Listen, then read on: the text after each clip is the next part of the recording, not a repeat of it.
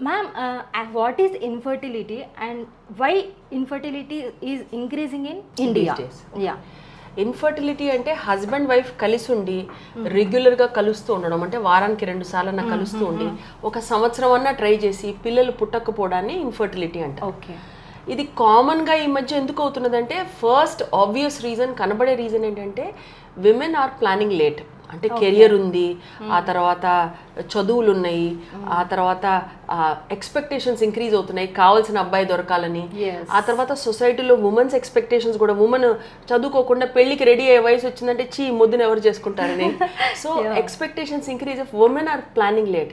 And అబ్బాయిలు ఏంటంటే same environmental pollution ఉంది, అంతకుముందు కూడా ఉంది.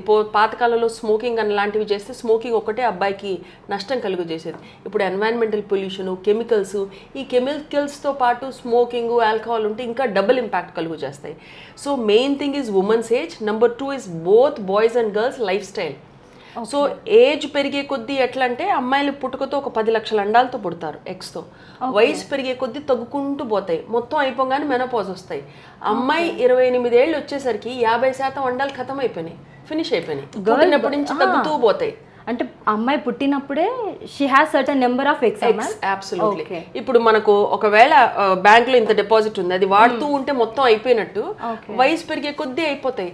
Plus majority of the eggs 28 years కి అయిపోతాయి. సో 28 years తర్వాత పెళ్ళైన వాళ్ళకి కొంచెం స్ట్రగుల్ అవుతుంది.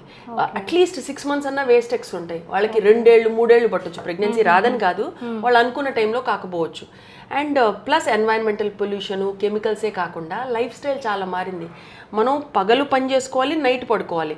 ఈ మధ్య ఏంటి నైట్ షిఫ్ట్స్ అని అవి ఇవి ఏం లేకపోయినా నైట్ బిర్యానీలు తినడం ఇవన్నీ చేసినందువల్ల అర్ధరాత్రి మన శరీరం రెస్టెడ్ టైం రికవర్ అవుతుంది నెక్స్ట్ డేకి.